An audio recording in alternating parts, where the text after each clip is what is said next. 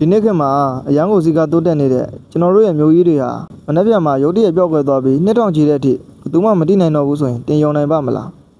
မဖြစ်နိုင်ဘူးလို့ထင်ရပေမဲ့တမိုင်းမှာဒီလိုမျိုးတကယ်ပြောက်ကွယ်သွားခဲ့တဲ့ကြီးကြံခမ်းနားတဲ့မျိုးတော်ကြီးတွေရှိခဲ့ပူပါတယ်ဒီနေ့တော့အချိန်တွေတဘာဝတရားတွေအောက်မှာပြောက်ကွယ်သွားခဲ့ရတဲ့ရှေးရောက်မျိုးတော်ကြီးတွေကြောင့်အတူလေးလာကြည့်ရအောင်ပါပထမဆုံးအနေနဲ့ရောမအင်ပါယာခေတ်ကအီတလီနိုင်ငံကိုတွားကြည့်ရအောင်ပါပွန်ပေမျိုးဟာအဲ့ဒီခေတ်ကအရန်ကိုကြောဝချမ်းသာပြီးစီကားတဲ့မျိုးတော်တစ်ခုဖြစ်ခဲ့ပါတယ်ဒါပေမဲ့AD89ခုနှစ်မှာတော့အနီးနားကမီးတောင်ကြီးရုတ်တရက်ပေါက်ကွဲခဲ့ပါတယ်ကြီးမားတဲ့ပြဘူးတွေနဲ့ချော်ရီတွေဟာတရက်ထဲနဲ့မျိုးကြီးတစ်ခုလုံးကိုဖုံးလွှမ်းသွားခဲ့ပါတယ်နှစ်ပေါင်း1500နီးပါးလောက်ပွန်ပေမျိုးကြီးဟာလူတွေရဲ့မွေးလျော်ခြင်းကိုခံခဲ့ရပါတယ်တူဖို့တွေ့ရှိတဲ့အချိန်မှာတော့ပြာတွေဖုံးနေတာကြောင့်အရာအလုံးဟာရင်ခက်ကအတိုင်းတက်ဝင်နေသေးပါသူတို့စားလက်စားအစားအစာတွေကစားအချိန်တစ်ခုမှရဲတန့်သွားတယ်လို့ကြံရစ်နေခဲ့တာပါဒုတိယမြောက်မျိုးကတော့ပီရူးနိုင်ငံကအန်တီတောင်တန်းကြီးပေါ်မှာတည်ရှိပါတယ်တိမ်နေကြတဲ့မှာတည်ဆောက်ထားတဲ့အင်ကာအင်ပါယာရဲ့မာချူပီချူမျိုးတော်ကြီးပါပဲ15ရာစုမှာတည်ထောင်ခဲ့ပြီးသူတို့ရဲ့ကြောက်စီပညာဟာဓာတ်သွားလေးတောင်ထဲလို့မရလောက်တည်သက်လွန်းပါတယ်ဒါပေမဲ့ထူးဆန်းတာကနှစ်ပေါင်း100လောက်အကြာမှာပဲလူတွေအားလုံးမျိုးကိုစွန့်ခွာသွားကြပါတယ်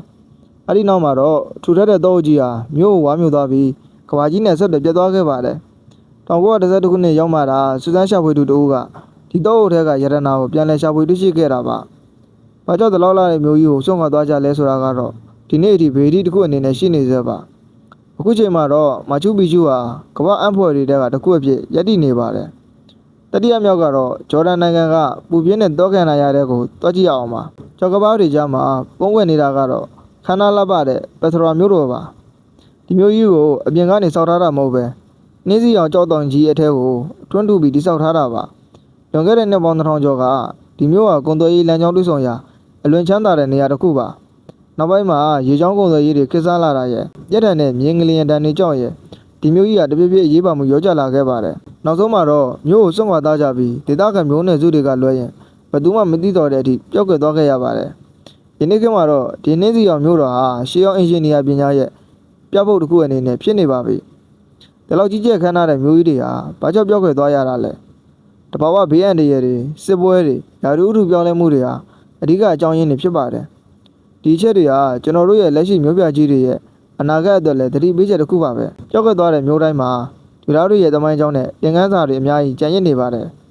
ဘယ်လောက်ပဲအင်အားကြီးတဲ့အင်ပါယာဖြစ်နေပါစေအချိန်ကာလနဲ့တဘာဝတရားကြီးကိုတော့ဘယ်သူမှမလွန်နိုင်ဘူးဆိုတာပါပဲဒါပေမဲ့ရှေးအောင်သုတေသနပညာတွေကတဆင့်သူတို့ရဲ့ဇာတ်လမ်းတွေကတော့ဆက်လက်ရှင်တန်နေအောင်ပါအသိကတမိုင်းကြောင်းတွေကိုအတူတူလိုက်ပါလေ့လာပေးတဲ့အတွက်ကျေးဇူးတင်ပါတယ်ဒီဗီဒီယိုလေးကနေတမိုင်းကြောင်းတွေကိုပို့ပြီးစိတ်ဝင်သွားစေမယ်လို့မျှော်လင့်ပါတယ်